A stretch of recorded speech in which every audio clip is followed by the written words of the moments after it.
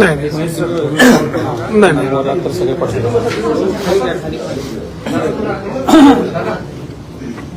इकडं हा इकडे दादा परिवारामध्ये स्वागत आहे. दादा इकडे दादा भारतीय जनता पार्टीचा दादा दादा दिसत नाही तो अंदर त्यांच्या प्रमुख उपस्थितीत प्रवेश सोहळा संपन्न होतोय असे सोलापूर जिल्ह्याचे सन्माननीय पालकमंत्री जयाभाऊ मोरे साहेब, त्यासोबत भारतीय जनता पार्टीचे शहराध्यक्ष सन्माननीय रोहिणी जळगावकर, त्यासोबत आमचे मार्गदर्शक सन्माननीय माजी आमदार दिलीपरावजी माने, आमदार दिलीपरावजी कल्याण शेट्टी, माझे दुसरे मार्गदर्शक सन्माननीय दिलीपभाऊ कोल्हे आणि त्यासोबत त्यांच्या मार्गदर्शनाखाली विजय नेतृत्वाखाली मी आज त्या ठिकाणी प्रवेश करतोय. असे आमचे शहर मध्येचे लाडके आमदार सन्माननीय देवेंद्रदा कोठे, त्यासोबत श्रोते आयमुळे आणि साकुत. खरं तर आज काँग्रेस पक्षामधून भारतीय जनता पार्टीमध्ये आज मी प्रवेश करतोय आणि हे करत असताना खरं तर देशाचे नेते सन्माननीय नरेंद्र मोदी असतील, राज्याचे मुख्यमंत्री सन्माननीय देवेंद्रजी फडणवीस असतील, यांचा विकासाचा जो वेग बघता आज गेल्या 10 ते 12 वर्षापासून या ठिकाणी भारतीय जनता पार्टीची देशामध्ये सत्ता आहे आणि हे करत असताना सर्व करत असताना प्रभागामध्ये ही विकासाची जर गंगा जी देशामध्ये वाहते आणि महाराष्ट्रामध्ये वाहते ती जर प्रभागामध्ये आलेली नसेल तर मला वाटतं भारतीय जनता पार्टीशिवाय कोणताही पर्याय नाही. या ठिकाणी हा प्रवेश करतोय तर त्या व्यासपीठाच्या माध्यमातून मी सांगू इच्छितो की निश्चितपणे इथून पुढच्या काळामध्ये भारतीय जनता पार्टी जी काही जबाबदारी माझ्यावर देईल ती निश्चितपणे मी सन्मानपूर्वक आणि अतिशय प्रामाणिकपणे या ठिकाणी पार पाडेल. अशी वेळ तो अधिकच न बोलता मी बोलण्यापेक्षा काम अधिक करणारा माणूस आहे.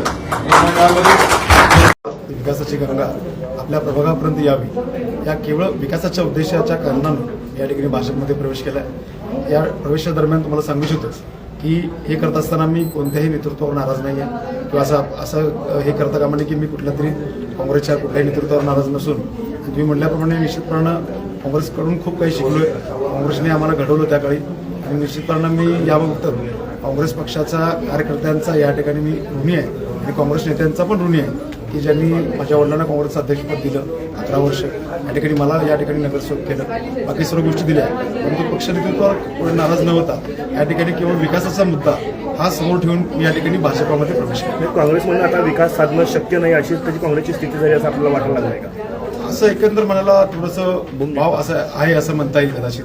कारण की आज जर पाहिली तर येत्या 4 वर्षामध्ये काँग्रेस कमबॅक करण्याची शक्यता मला तर कुठूनही दिसून येत नाही आणि मला त्या कारणाने कदाचित मी या ठिकाणी प्रवेश केला. शिंदेसाहेब किंवा प्रणिता यांच्याशी काही बोलणं झाले, त्यांना काही निरोप दिला आपण? नाही, त्यांच्याशी कोणत्याही प्रकारचं बोलणं झालं नाही आणि खास करून मी खरं तर आपल्या माध्यमातून या ठिकाणी त्यांची माफी पण मागतो आणि या ठिकाणी त्यांचा आभार सुद्धा व्यक्त करतो की आतापर्यंत त्यांनी मला जे प्रेम दिलं त्या प्रेमातून मी कधी उतराई होऊ शकत नाही. तर काँग्रेसच्या कार्यकर्त्यांनी जे युवा काँग्रेसमध्ये असतील, एनएसयूमध्ये असतील, सेवादळमध्ये असतील, अतिशय बरोबर प्रेम त्यांनी भोसले कुटुंबावर केलं आणि ते प्रेम मी कदापि विसरणार नाही. कारण की द्वेष करणं हा आमचा धर्म नाही, कारण की तो विकासाच्या पावलावर या ठिकाणी चालायचं.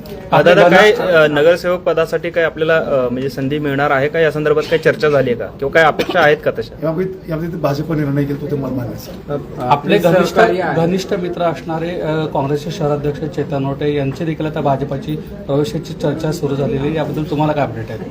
नाही, याबद्दल मला काही कल्पना नाही. पण काय आवाहन कराल तुम्ही, तुम्हाला सोयीचं पडेल किंवा तुम्ही काय आवाहन कराल चेतन भाऊंना? नाही, पक्षामध्ये आता या भारतीय जनता पार्टीमध्ये जे येईल त्यांचं स्वागतच असेल असं मी आता सध्याला भाजपाचा एक कार्यकर्ता म्हणून या ठिकाणी मला वाटतं.